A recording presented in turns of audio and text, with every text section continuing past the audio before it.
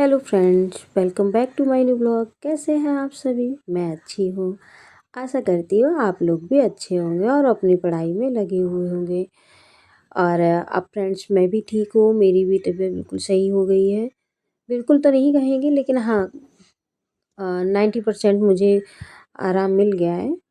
कि आवाज़ से भी आप लोगों को समझ में आ रहा होगा कि मेरी तबीयत काफ़ी हद तक सही है। तो मैं अब बस अपना पढ़ाई में लग गई हूँ एलटी के लिए, क्योंकि जान ही रहे हैं कि 17 जनवरी को मेरा एलटी बायोलॉजी का एग्ज़ाम है और समय बिल्कुल भी नहीं बचा है। तो इसीलिए मैं बस अपने पढ़ाई में लगी हुई हूँ कि कैसे भी करके बस कोर्स कंप्लीट हो जाए, रिवीजन हो जाए अच्छे से और एग्ज़ाम अच्छा जाए, उसी की उसमें लगी हुई हूँ। और आप लोग बताइए, आप लोगों की स्टडी कैसी चल रही है? और बीच में हो सकता है कि कुछ मेरा डिस्टरबेंस हो, घर जाना पड़े मुझे न्यू ईयर पे, क्योंकि हम तो नहीं जाना चाहते हैं, लेकिन मजबूरी ऐसी आ जाती है ना कि जिसकी वजह से जाना पड़ता है। तो अभी जितना भी टाइम है मेरे पास में, मैं सोच रही हूँ कि उसको अपना अच्छे से कर लूँ जितना पढ़ सकती हूँ। और करने की जैसे मेरी क्या स्ट्रेटजी रहेगी, तो मेरी यही स्ट्रेटजी है कि फ्रेंड्स, बस नया पढ़ने का तो टाइम नहीं रह गया है। तो कुछ नया ना पढ़ने के बजाय जितना हम लोगों ने पहले से पढ़ रखा है, बस उसी को बार बार रिवाइज़ करना है और प्रैक्टिस करना है। सबसे ज़्यादा क्वेश्चन तभी सही होंगे हमारे, जब हम सबसे ज़्यादा प्रैक्टिस करेंगे। प्रैक्टिस से ही क्वेश्चन सही होंगे। और प्रैक्टिस में क्या होगा कि हमें गलतियाँ पता चलेंगी कि भाई हम क्वेश्चन लगाएँ।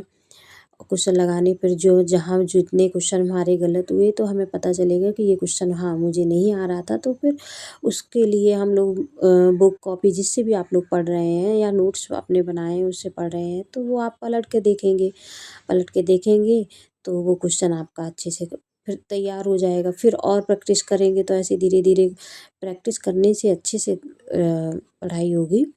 रिवीजन भी करना ज़रूरी है। जैसे 2 घंटे रिवीजन के निकाल रहे हैं, तो 2 से 3 घंटे 4 घंटे अपने प्रैक्टिस के लिए भी निकालिए। और 1 घंटा कम से कम पूरे दिन में जीएस के लिए निकालिए। 1 से 1.5 घंटे जीएस के लिए भी दीजिए, क्योंकि वो भी ज़रूरी है। अगर जीएस में 10 से 15 क्वेश्चन सही हो गए ना, तो काफ़ी हद तक हमें हेल्प मिल जाएगी एक मेरिट में आने की अपने।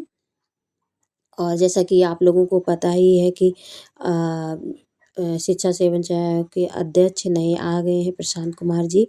अब उनके आने से एक नई खुशी ये मिली है कि अब हो सकता है कि अच्छे से एग्ज़ाम वगैरह जो हम लोगों के बीच में छूट गए थे, जैसे टीजीटी 2022 और टीजीटी पीजीटी की नई भर्ती भी आने वाली है, टेट है, सुपर टेट है।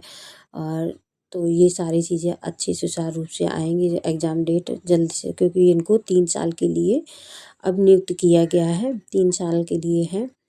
और इसी बीच चुनाव भी है, तो इसके चक्कर में हो सकता है 2026 में काफ़ी अच्छे से वैकेंसी हम लोगों को देखने को मिलेगी। कि तो जो लगे हुए हैं अपनी पढ़ाई में बस लगे रहिए, कुछ ना कुछ अच्छा ज़रूर होगा इस उम्मीद से।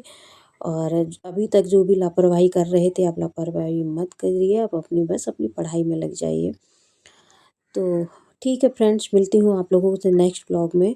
और मेरा ब्लॉग कैसा लगता है आप लोग बताइए।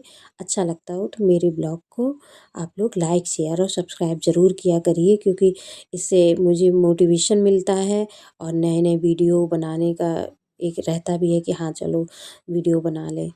ओके बाय फ्रेंड्स, मिलती हूँ नेक्स्ट ब्लॉग में।